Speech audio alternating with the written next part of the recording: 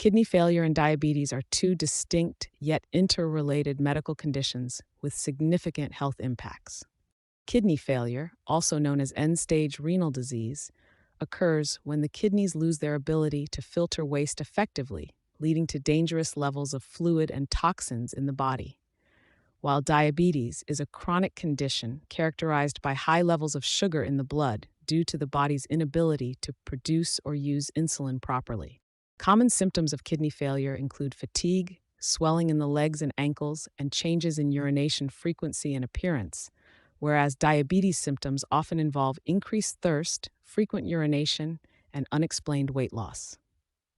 The treatment for kidney failure may involve dialysis or kidney transplantation, while managing diabetes typically includes medication like insulin, lifestyle changes, and dietary adjustments.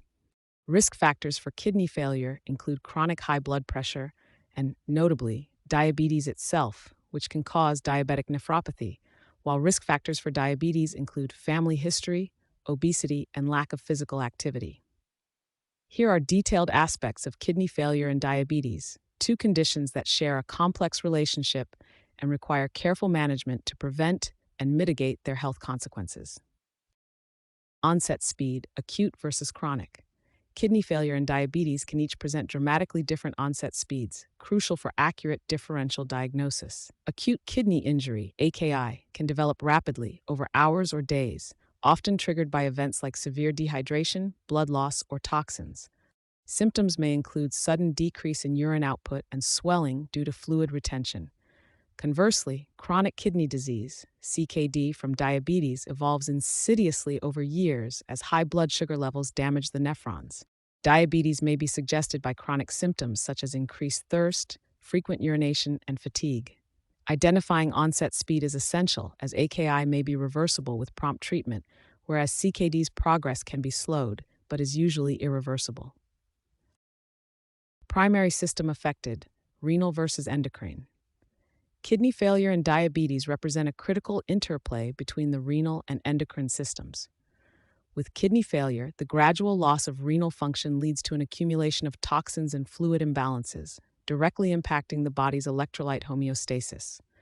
On the flip side, diabetes primarily arises from the dysregulation of blood glucose levels due to insulin issues, categorically an endocrine disorder. However, the connection runs deep. Poorly managed diabetes is a leading cause of kidney failure. High blood sugar can damage the nephrons, the functional filtering units of the kidneys. Preventing or managing diabetes is key to reducing the risk of kidney failure, showcasing how an endocrine disorder can precipitate a severe renal condition. Typical initial symptoms: edema versus polydipsia. When differentiating between kidney failure and diabetes through initial symptoms, physicians pay close attention to specific clinical manifestations. In kidney failure, edema is a key symptom. Patients often present with swelling in the legs, ankles, or feet due to the kidney's inability to eliminate excess fluid. On the other hand, polydipsia, an excessive thirst, is a hallmark symptom of diabetes.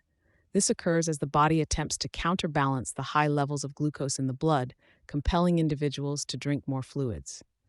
By interpreting these symptoms, edema pointing potentially to kidney issues and polydipsia indicating possible blood sugar abnormalities, healthcare professionals can steer their diagnostic approach towards the correct underlying condition. Common complications: electrolyte imbalance versus neuropathy. Kidney failure can lead to various electrolyte imbalances, such as hyperkalemia or high potassium levels, which can cause serious cardiac issues if not managed effectively. Patients with kidney failure often require careful monitoring and sometimes medication or dietary adjustments to maintain electrolyte levels within safe margins. On the other hand, diabetes commonly gives rise to neuropathy, a form of nerve damage due to prolonged high blood sugar levels. Diabetic neuropathy can result in pain, tingling, or numbness, primarily in the extremities, and can severely impact quality of life and mobility. Both complications necessitate vigilant long-term management strategies to minimize adverse effects and improve patient outcomes. Key management strategies: dialysis versus insulin therapy. Kidney failure and diabetes, while interconnected, require distinct management strategies centered on their disease mechanisms. Dialysis is a life-sustaining treatment for kidney failure, where a machine filters blood to rid the body of harmful waste, extra salt, and water, compensating for lost kidney function. Regular sessions are crucial to mimic the filtration process of functioning kidneys. In contrast, diabetes management focuses on regulating blood glucose levels, primarily through insulin therapy. Insulin, a hormone that the body lacks or cannot use effectively in diabetes, helps glucose enter cells to be used for energy, thus reducing blood sugar levels. While dialysis addresses a mechanical failure, insulin therapy corrects a hormonal deficit.